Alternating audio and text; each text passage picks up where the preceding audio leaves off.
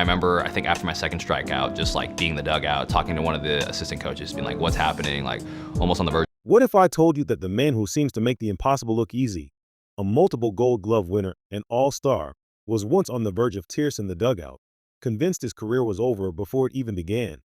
He was told he was too small, that his eyes weren't open enough to see the ball. He felt like a complete fraud, an imposter who had somehow tricked everyone into thinking he belonged. This isn't just a story about a baseball player. This is a story about a war waged not on the diamond, but in the mind. Here on Baseball Extra, we're pulling back the curtain on the untold story of Stephen Kwan and how he conquered his own demons to become one of the most fundamentally sound players in the game today. You think you know Stephen Kwan? Think again. Welcome back to Baseball Extra.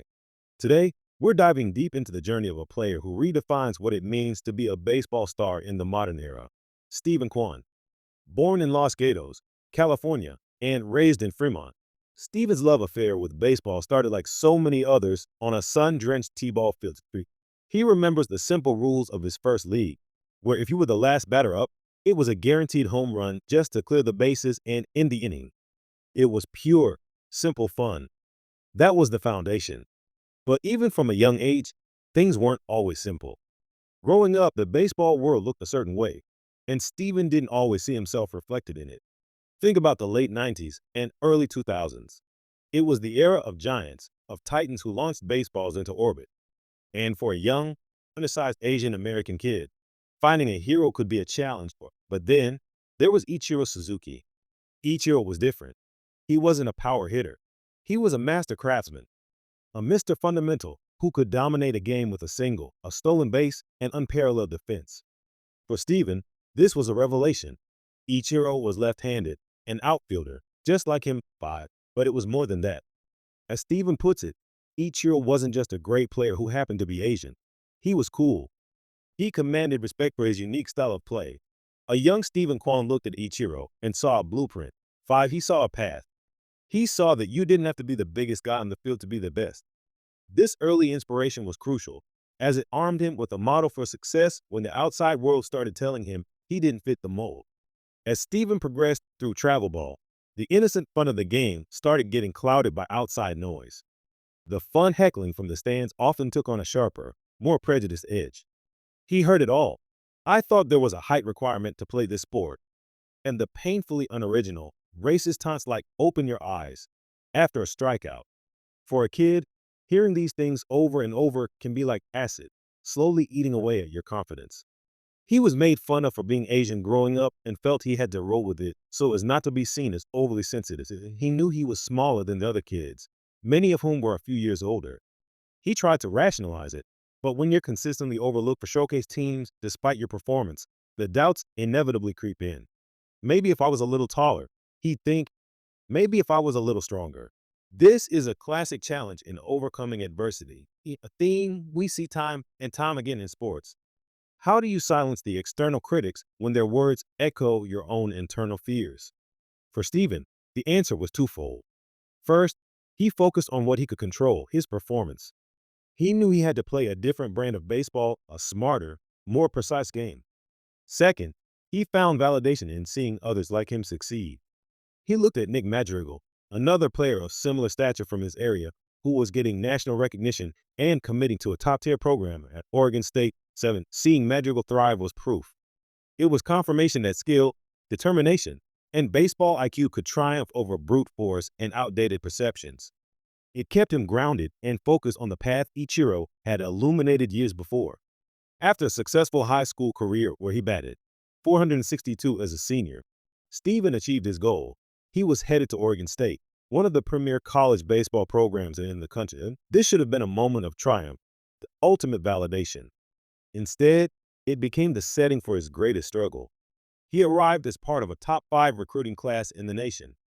Surrounded by future high-round draft picks, Stephen felt that familiar feeling creeping back in. But this time, it was stronger than ever. Imposter syndrome.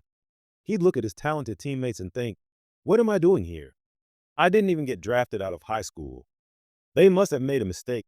He simply felt like he didn't belong among the high recruits. The coaching staff, however, saw something special. They believed in him so much that they put him in the starting lineup for the very first game of the season. But Stevens' internal confidence was at rock bottom. He didn't feel like he deserved it. And when he stepped into the batter's box, that lack of belief manifested into a nightmare. He struck out. Then he struck out again. To understand the gravity of this, you have to understand Stevens' identity as a player up to that point. He was the guy who didn't strike out. He was a contact machine. So, to do it twice on that big stage felt catastrophic. He described sitting in the dugout, fighting back tears, asking a coach, "What's happening?" It felt like the walls were caving in. His batting average that year plummeted to a painful 215 in 35 games. It was his first real failure. An injury followed, and the uncertainty mounted. Was this it? Was his dream slipping away? 3. This is where the mental game in baseball becomes everything. The physical talent was there. The coaches saw it.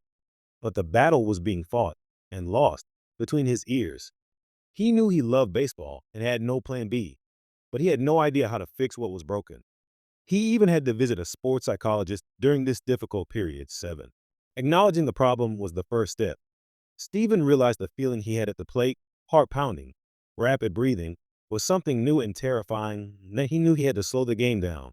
But more importantly, he had to slow his mind down. This led him to explore meditation, a practice he says has changed his life. Taught by consultant Alan Yeager, meditation for him was about identifying his thoughts, acknowledging them without judgment, and then letting them go. It was a revelation.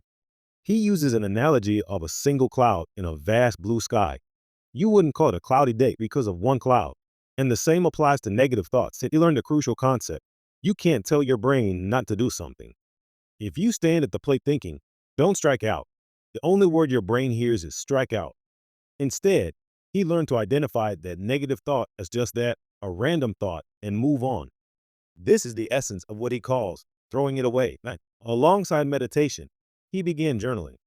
What started as a way to document his journey for a potential future memoir turned into a vital therapeutic tool. On paper, the fears and anxieties that seemed so massive in his head looked small and manageable, sometimes taking up just 2 lines in a small journal. He also had to confront the thief of joy, as he calls it, comparison. Instead of beating himself up because a teammate had a better stat line, he learned to focus inward. "I went 1 for 4 with a double. I had a good day. I'm happy with that." These small shifts, these mental exercises, began to add up. They were the building blocks he used to reconstruct his confidence, which led to a breakout sophomore year and helping lead the Beavers to a College World Series championship in 2018. 2-8, the results of this profound internal work speak for themselves.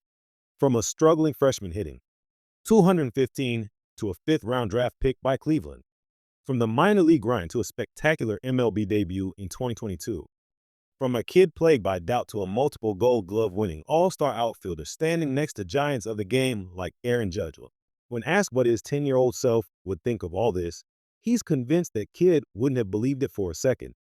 That's how deep the doubt ran. Even now, with all the success, he hopes he can be a role model for the next generation of Asian American players. He understands the importance of representation, noting how he desperately latched on to Ichiro, who was from Japan. Just to have someone to look up to who looked like him, he wants to be a person that a young kid can see and think, okay, maybe it is possible. That little piece of imposter syndrome, that voice that once crippled him, he now uses as fuel. It's what keeps him working, striving to be the kind of player a parent would want their kid to watch. It's the engine that drives his incredible work ethic and his masterful approach to the mental game in baseball. The story of Stephen Kwan is more than just a baseball story we love to cover here at Baseball Extra. It's a powerful lesson in overcoming adversity, in the power of self-awareness, and in the quiet strength it takes to win the toughest game of all, the one against yourself. He proved that you don't have to be the biggest, the strongest, or the loudest to make an impact. You just have to be the best version of you. What an incredible journey of resilience. We hope this story inspires you as much as it inspires us. If you enjoyed this deep dive and want more authentic baseball stories, make sure to hit that like button. It really helps the channel out. And for more content that goes beyond the box score, don't forget to subscribe to Baseball Extra and ring that notification bell so you never miss a video. Thanks for watching, and we'll see you at the ballpark.